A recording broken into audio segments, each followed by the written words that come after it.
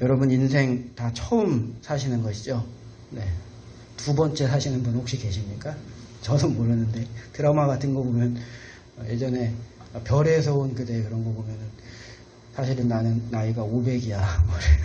조선시대부터 살고 있어. 네. 그렇지 않죠. 뭐 그것도 한 인생인지 모르겠지만 다시 태어나고 다시 태어나서 새로운 인생 다시 한번 살아가고 있는 사람은 없습니다. 다 처음 가는 길을 걸어가고 있는 것입니다. 그래서 그 길이 늘 어렵죠. 어떻게 어느 길로 가야 하는지 어떤 방향으로 그 삶을 살아야 하는지 참 결론을 내리기가 어렵고 누구도 쉽게 사실 이야기하기가 어렵습니다. 왜냐하면 다 처음 살고 있거든요. 저는 그 20대 초반 30대 뭐 이럴 때는 지금 제 정도의 나이가 되는 그 연배 선배 목사님들을 이렇게 찾아가서 이야기를 나누면 그분들은 어느 정도 삶과 목회에 대한 대답을 가지고 있을 줄로 생각을 했습니다. 그런데 제가 지금 그 나이가 되어 보니까 아무것도 모르겠어요. 그래서 그때 그런 질문을 한 게 바보 같았구나. 그분들이 잘 모른다고 이야기했던 게 겸손하게 대답한 게 아니라 어쩌면 그게 겸손인지는 모르죠. 모르는 걸 모른다고 하는 게.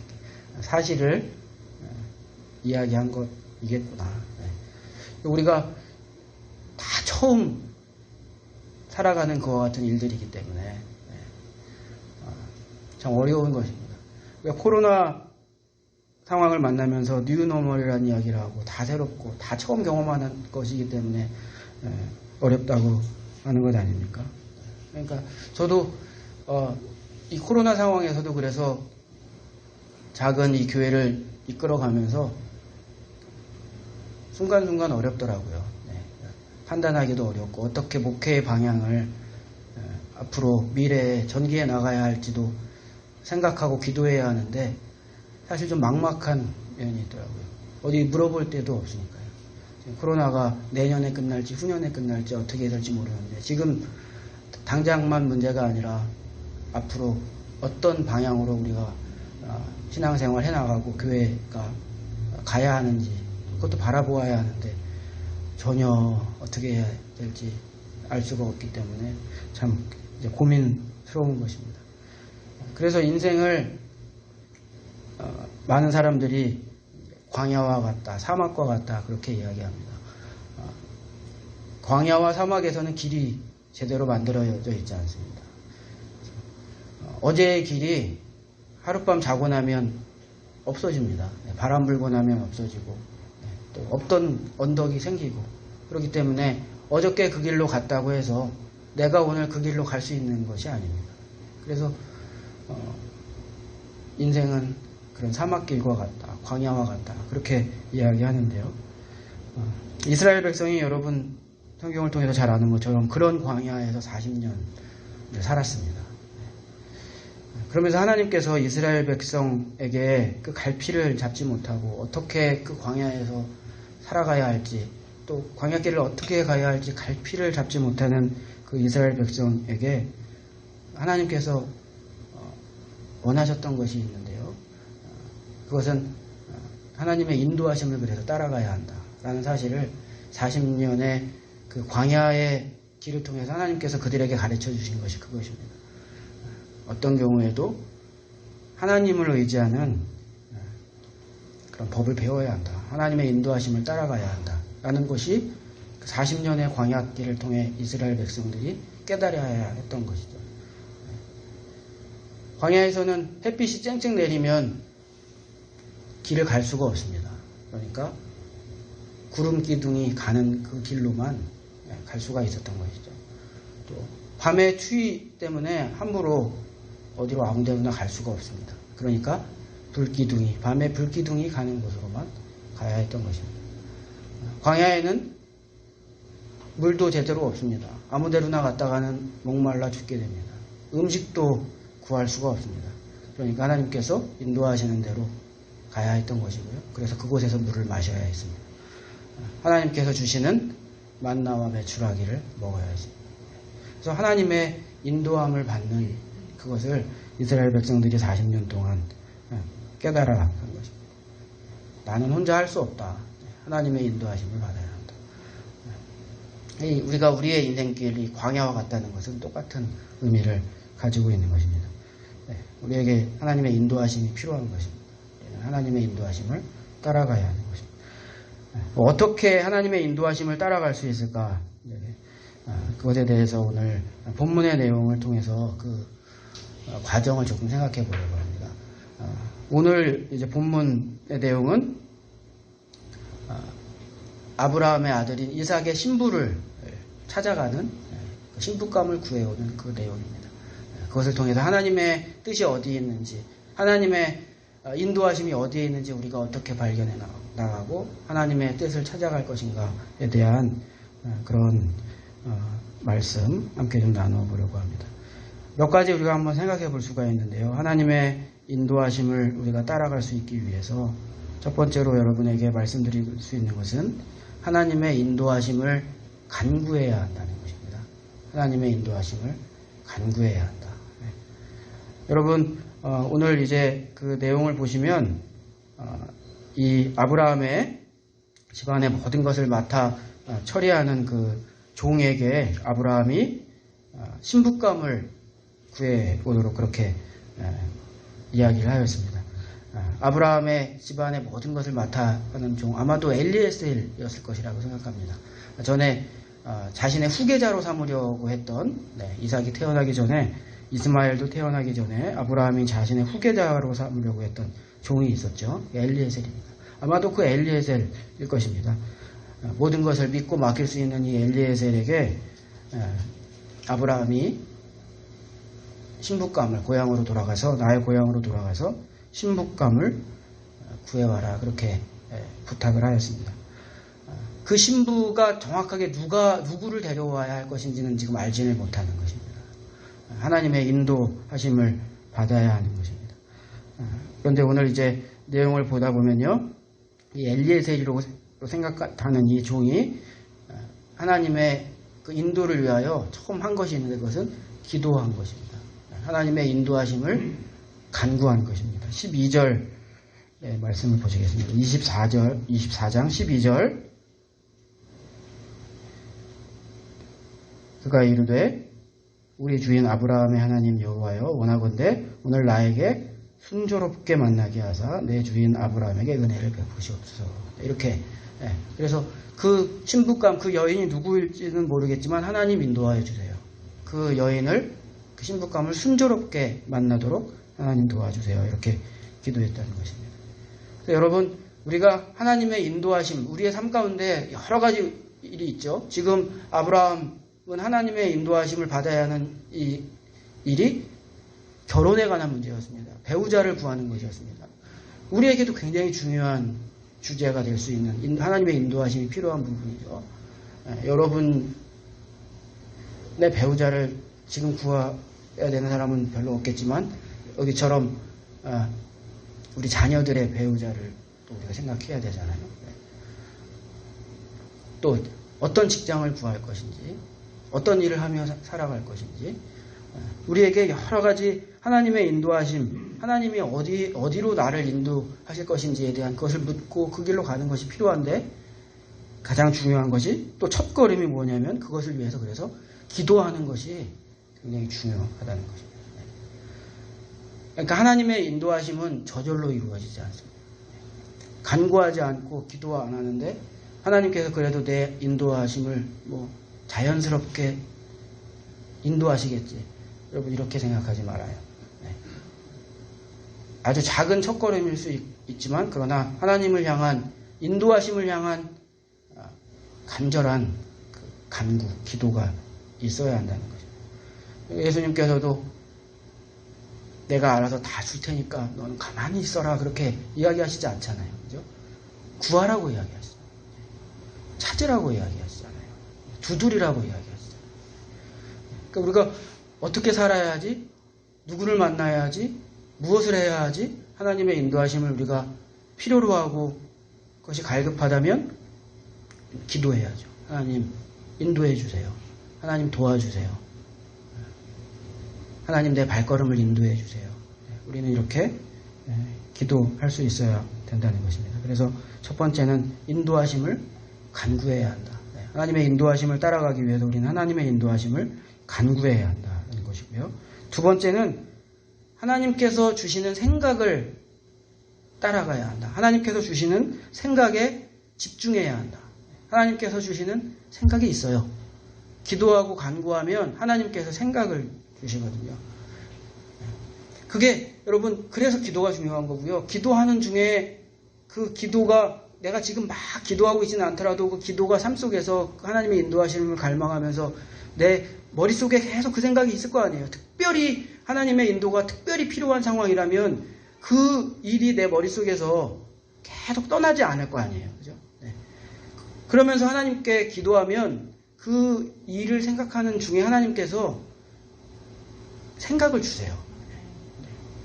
그 생각에 주의를 기울여야 한다. 그 생각에 집중해야 한다. 그것은 아주 막 강렬하지 않을 수 있어요. 하나님께서 주시는 생각이 강렬하지 않을 수도 있어요. 스쳐가는 생각일 수도 있고 또 어떤 사람에 대한 생각일 수도 있어요. 어떤 문제를 가지고 기도할 때 어떤 사람이 생각나게 하실 수도 있고. 근데 그것을 우리가 그 하나님께서 주시는 생각에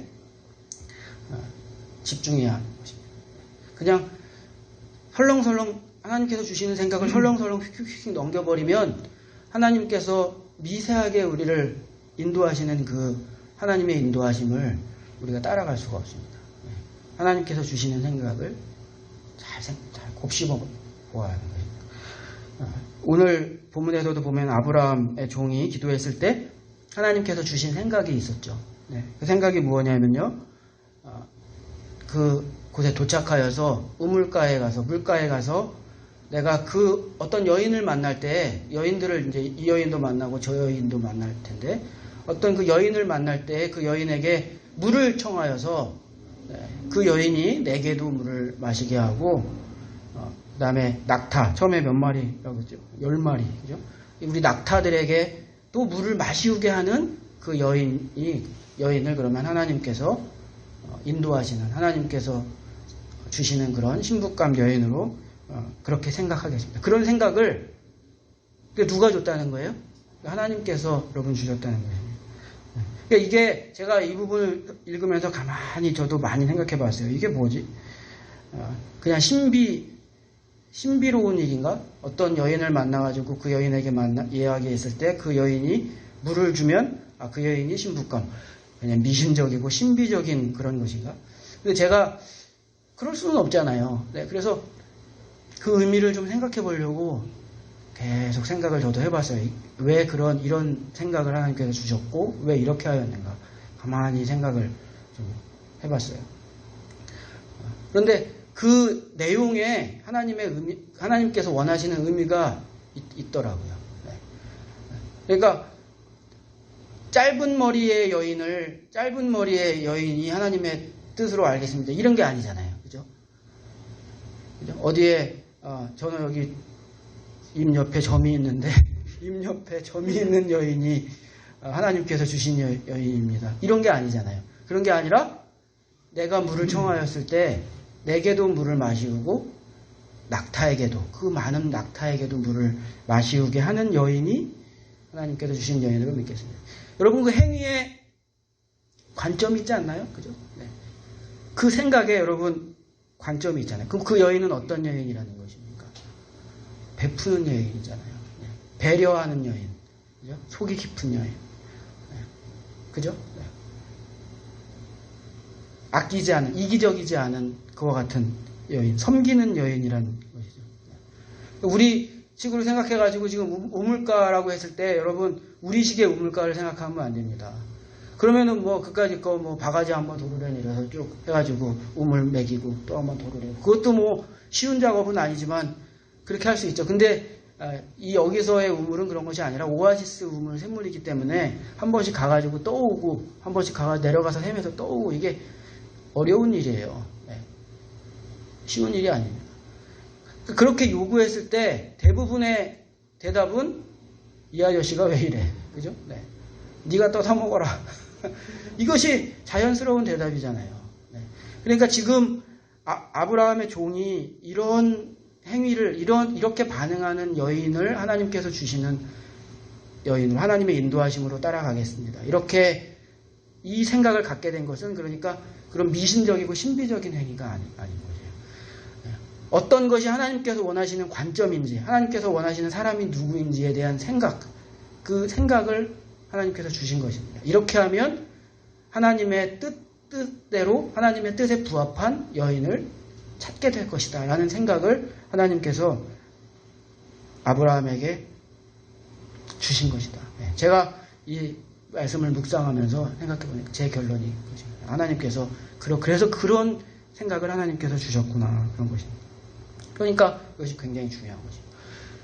기도하지 않고 이 생각을 캐치하지 못했다면 잘못된 방식으로 그 여인을 선택했을 거 아니에요. 그죠? 대체적으로 세상적인 관점에서 신부감을 선택했을 거 아니에요. 그 동네에서 제일 예쁜 여자, 아니면 그 동네의 제일 부잣집 딸, 이런 세상적인 방식으로 신부감을 구했을 거 아니에요. 그죠? 그러니까 그런데 하나님의 것은 인도하심이 아닌 거죠. 그러니까 그런 우리가 하나님께서 주시는 생각 없이 기도하지 않고 하나님께서 주신 생각을 캐치하지 못하고 그래서 잘못 선택하면 삼손 같은 그런 잘못을 저지르는 거죠. 삼손이 누구를 선택했습니까? 들릴라, 블레셋의 여인 들릴라를 선택했습니다. 왜 선택했습니까? 죽여주니까. 여러분 그 그림 같은 거에서도 삼손과 들릴라 나온 거 보세요. 삼손 그 팔레스틴의 미녀 머리가 쫙 여러분 아시죠? 중동 여인들이 정말 예쁘잖아요. 러시아 여자들 예쁘다고 하지만 중동 여자들도 예쁘잖아요. 눈이 파랗고 또 피부도 얼마나 하얗고 막. 그러니까 삼손이 그 블레셋의 여인 들릴라를 그 기준으로 선택해서 머리 잘리고 하나님께서 주신 그런 사명 다 잃어버리고 하나로서. 그래서 여러분 중요한 것이 기도 가운데 하나님께서 주시는 그 생각이 있다는 것입니다. 그 생각에 주의를 집중해야 한다. 하나님의 인도하심을 따라가기 위해서. 그래서 우물가에서 한 여인을 만나게 됩니다. 그 여인의 이름이 무엇이었냐면요. 리브가입니다. 서양 사람들이 이 성경 중심으로 되어 있으니까 이 리브가라는 여인을 되게 좋아하죠. 또 야곱의 부인이었던 사랑하는 여인이었던 라헬을 좋아하죠. 그래서 서양에서 인기 있는 그 여자 이름이 이 리브가와 라헬입니다. 영어식으로 하면 레베카와 레이첼이죠. 리브가라는 여인을 이 종이 그래서 만나게 된 것입니다. 그런데 이제 그래서 호구 조사를 시작합니다. 그랬더니 그가 누구였냐 하면 아브라함의 형제, 아브라함이 삼형제였습니다. 아브라함, 나홀, 하란 이렇게 삼형제였습니다. 그런데 그 중에 나홀, 형제 나홀의 아들 부두엘이라는 아들이 있었고 그 부두엘의 딸이 이 리브가라는 여인이었다는 것을 알게 됩니다. 그 여인을 이제 만나게 됩니다. 이 리브가가 낙타에게까지 그 종뿐만이 아니라 낙타에게까지 물을 다 먹이게 됩니다. 17절부터 20절 말씀이 그 말씀입니다. 함께 보시겠습니다. 종이 마주 달려가서 이르되 청하건대 내 물동이의 물을 내게 조금 마시게 하라. 18절 그가 이르되 내 주여 마시소서 하며 급히 그 물동이를 손에 내려 마시게 하기를 다하고 이르되 당신의 낙타를 위하여서도 물을 길어 그것들로 배불리 마시게 하리이다 하고 급히 물동이의 물을 그 위에 붓고 다시 기르려고 우물로 달려가서 모든 낙타를 위하여 깃는지라. 이렇게 기록했습니다. 하나님의 인도하심을 이렇게 따라간 것입니다. 자, 세 번째 또 여러분에게 나눌 내용이 있는데요. 하나님의 인도하심을 따라가기 위해서 그래서 우리에게는 이 말씀을 통해서 보면 어떤 믿음의 어떤 그 정함이 있어야 됩니다. 하나님의 인도하심을 시작하는데 하나님 저를 인도해 주세요. 그렇게 우리가 하나님의 인도하심을 간구할 때 여러분 내가 그러나 이 믿음의 길에서 가겠습니다라는 그런 고백이 있어야 합니다. 이것이 정해져 있는 것이 굉장히 중요한 것입니다. 여러분 오늘 우리가 읽은 내용은 아닌데 그 전에 1절에서 10절 사이의 내용을 보면 아브라함이 종을 보낼 때에 이 이삭의 부인을 결정하면서 두 가지 원칙을 미리 정한 것이 있습니다. 하나는 무엇이었냐면 가나안 여자 안 된다는 것입니다. 가나안 여자 안 된다. 두 번째 또 하나 종에게 주지시킨 것이 있는데요. 그것은 무엇이냐면 혹시 그곳에서 여인을 발견했는데 여인을 찾았는데 신부감을 찾았는데 그 신부감이 자기는 여기로 오기 싫고 혹시 아들을 이삭을 그리 데려와서 결혼하자고 하면 어떻게 할까요? 그러니까 아브라함이 뭐라고 했냐면 그건 안 된다. 무조건 그 여인을 이곳으로 데려와야 한다. 그렇게 여러분 이야기했습니다. 그러니까 우리가 하나님의 인도하심을 여러분 따라갈 때 그래서 기본적으로 정해야 하는 믿음의 이 길이 있는 것입니다. 이렇게도 되고 저렇게도 되고 아무렇게나도 된다고 생각하면서 하나님의 인도하심을 우리가 시작할 수가 없는 것입니다. 과거로 돌아갈 수 없는 것입니다. 세상적인 방법, 육신적인 방법 다 동원해도 되고 그래서 하나님 인도하시는 길은 무엇입니까? 이렇게 하면 하나님께서 인도하시는 방법을 따라갈 수가 없는 것입니다. 여러분 왜 가나안 여인은 안 된다고 했는지 왜 이삭을 그곳으로 돌아가게 해서는 안 된다고 했는지 우리가 어렵지 않게 짐작할 수 있죠. 신앙적인 이유 때문에 그런 것 아닙니까? 믿음적인 이유 때문에. 그 믿음의 가정을 지키기 위해서 그 가정을 신앙으로 지키기 위해서 그랬다는 것을 우리가 알 수가 있습니다. 그래서 여러분 우리가 하나님의 인도하심을 따라갈 때 이렇게 그 길에서 막 움직이면 하나님께서 우리를 인도하시는 그 길로 우리가 갈 수가 없는 것입니다.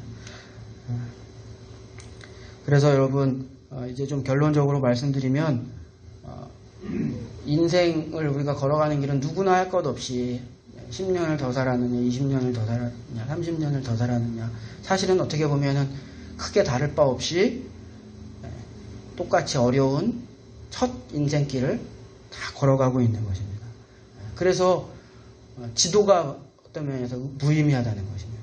말씀드린 것처럼 사막이기 때문에 내 앞서서 간 사람들이라고 해서 그 방법이 곧 내 방법이 될 수가 없다는 것입니다. 참고는 될 수 있어요. 지도가 참고는 될 수 있지만 그대로 우리가 갈 수가 없어요. 그래서 여러분 사막에서 우리가 길을 찾아갈 때는 지도를 절대 신뢰하는 것이 아니라 지도는 참고만 할 뿐 사막을 가는 사람들이 보고 놓지 않고 가는 것은 나침판이라고 합니다. 나침판이 있다면 예전 시대에 나침판이 없던 사람들은 뭘 보고 갔다고 합니까? 별을 보고. 그래서 방향을 보고 가야 합니다. 구체적인 방법 어저께는 어떤 길로 갔느냐 이전에 누구는 어떤 길로 갔느냐 그것이 사실 지금 내가 따라갈 수 있는 것이 아니라 방향을 보고 하나님께서 주시는 방향을 보고 가야 한다는 것입니다. 그 길로 우리가 뚜벅뚜벅 걸어가며 하나님께서 우리에게 주시는 그 생각을 집중해서 우리가 그 길로 여러분 가야 할 줄로 믿습니다. 근데 여러분 하나님께서 제가 제 경험에도 그런데 하나님께서 한꺼번에 자동차 밤에 상향등 킨 것처럼 하나님께서 저기 100m 앞까지 쫙 보여주시지 않더라고요. 하나님께서 우리의 발걸음을 인도하시는데 우리의 인도해 나가시는데 그렇게 쫙 보여주시지 않더라고요. 한 걸음 한 걸음 하나님께서 인도해 주시더라고요. 우리의 믿음을 따라 그 손을 붙잡으시고 한 걸음 한 걸음 인도해 주시더라고요.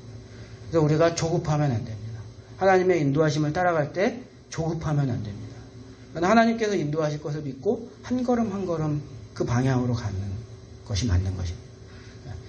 그 미시령 고개 예전에 넘어올 때는 뭐 말할 것도 없지만 우리 여기 양양 고속도로가 이제 개통되기 이전에 제가 한국에 돌아와서 한 1년 반, 2년 가까이 개통되기 이전에는 여전히 서울 쪽으로 왔다 갔다 하려면 미시령 터널을 통과해서 이렇게 왔다 갔다 해야 했죠.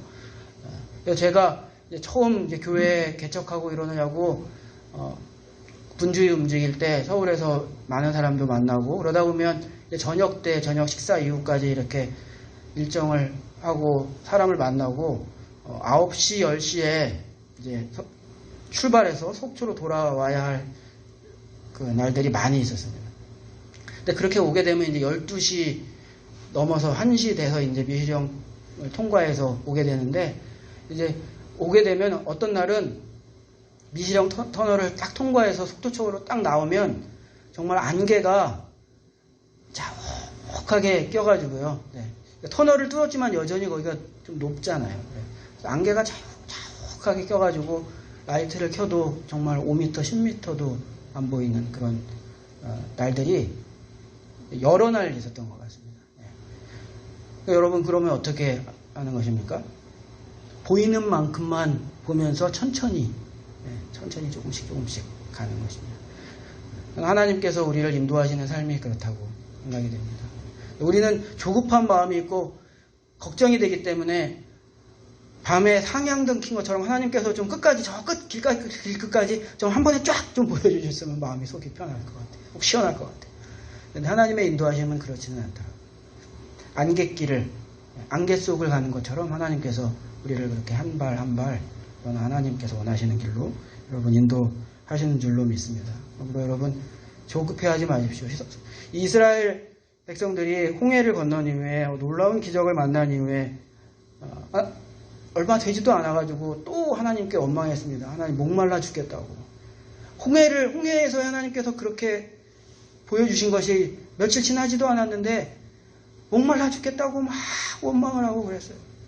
그래서 마라라는 샘물에 도착했는데 그 마라라는 샘물은 쓴물이어가지고 먹을 수가 없는 물이었습니다. 그러니까 먹고 싶었는데 더군다나 샘을 만났는데 그 샘이 먹을 수 없는 물이니까 여러분 아시죠? 기대했다가 더 안 되면 더 폭발하잖아요.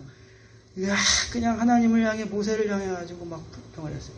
하나님께서 불쌍히 여기셨는지 듣기 싫으셨는지 그 쓴물을 단물로 바꾸셔서 그 물을 먹게 해주셨습니다. 그런데 여러분 그렇게 하고 나서 엘림 오아시스에 도착합니다. 하나님께서 제가 생각하기에는 하나님께서 준비하신 하나님의 인도하심은 마라가 아니라 엘림이에요. 마라는 쓴물이고 좋지도 않은 곳이에요. 엘림은 정말 오아시스예요. 여러분은 오아시스를 잘 못 보셨죠? 저는 그 중동 지역에서는 아니고 미국 사막 지역에서 오아시스 도시를 몇 군데 보았어요. 라스베가스 있고 그런 근처에서. 완전히 황무지거든요. 황무지를 차를 타고 막 1시간, 2시간 막 가다 보면 작은 마을이 하나 지나가는데요. 거기 오아시스 마을이에요. 거기에 개울이 있고 샘이 솟는 도시인데 그럼 거기 막 나무가 있고 정말 천국과 같이 느껴져요. 엘림이 그런 곳이었어요. 마라에서 엘림은 10km 떨어져 있습니다. 네, 그러면 빠른 걸음으로 가면 2시간, 천천히 가도 3시간이면 도착할 수 있는 곳이 엘림인 것입니다. 하나님의 인도하심이 있는 것입니다. 우리가 조급한 마음을 여러분 버리고 하나님께서 우리의 발걸음을 인도하신다는 것을 믿으시기를 바랍니다. 그러면 하나님께서 준비하시고 인도하실 것입니다. 48절, 우리가 오늘 읽지는 않았습니다. 24장 48절 말씀 보겠습니다. 이 아브라함의 종이 나중에 이렇게 이야기합니다. 내 주인 아브라함의 하나님 여호와께서 나를 바른 길로 인도하사 나의 주인의 동생의 딸을 그의 아들을 위하여 택하게 하셨으므로 내가 머리를 숙여 그에게 경배하고 찬송하였나이다. 여러분 이것이 저와 여러분의 고백이 될 수 있기를 예수님의 이름으로 축복합니다. 하나님께서 나를 바른 길로 인도하셔서 그 하나님을 나는 찬양하며 영광을 돌립니다. 여러분 이것이 우리의 고백이 되기를 바라고요. 그래서 잠잠히 하나님의 인도하심을 바라보며 우리가 그 인도하심을 따라갈 수 있는 저와 여러분 꼭 될 수 있기를 예수 그리스도의 이름